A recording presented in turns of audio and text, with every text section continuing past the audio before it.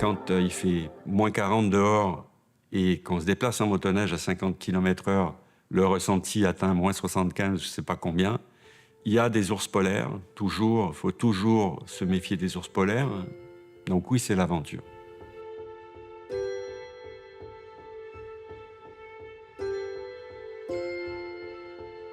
Quelle est l'origine de ma passion pour l'océanographie? Ce sont des origines relativement banales, je dirais. Toutes les vacances d'été que j'ai passées avec ma famille sur la plage, c'est aussi les origines gaspésiennes de ma famille. Bien sûr, ma jeunesse a été bercée par les images de Cousteau. Et donc j'ai toujours eu envie d'être dehors, de travailler dehors, explorer, découvrir de nouveaux environnements, voir des belles choses. Oui, c'est toujours l'aventure quand on part sur un navire. On est soumis aux intempéries, il y a toujours des menaces de tempête, il y a toujours un moment où certains ont mal de mer. L'océanographie nous fait voyager, nous fait voir des choses qu'on ne pourrait pas voir autrement qu'en pratiquant ce métier. Ma recherche, elle comprend vraiment ces deux facettes. La lumière, parce qu'elle est indispensable à la photosynthèse. Comment et quelle quantité est disponible pour la photosynthèse, et puis la capacité des microalgues à utiliser cette lumière pour croître et les facteurs qui modulent cette croissance. Tout change dans la glace de mer, son étendue, son épaisseur. Quand elle se forme à l'automne, elle se forme de plus en plus tardivement, elles fond de plus en plus tôt au printemps. L'étendue de la glace, de la banquise qui survit à la saison de fonte, qu'on appelle la glace pérenne ou multi-annuelle, cette banquise, elle a tendance à devenir de plus en plus petite.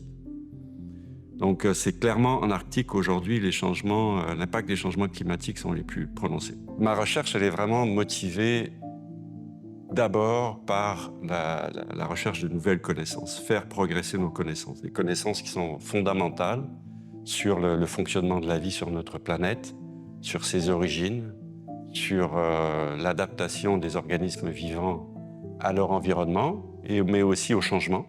L'autre motivation qui est très actuelle, c'est celle de comprendre comment les écosystèmes marins réagissent aux changements climatiques actuels. Ces changements climatiques sont très importants en Arctique. On fournit de la connaissance fondamentale qui permettent ensuite à des gestionnaires de prendre des décisions sur la base de connaissances acquises de manière rigoureuse.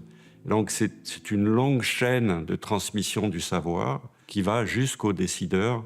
Et oui, on contribue vraiment à assembler, à accumuler toutes ces connaissances qui nous rendent plus conscients de l'impact de l'humanité, de ce qu'on fait.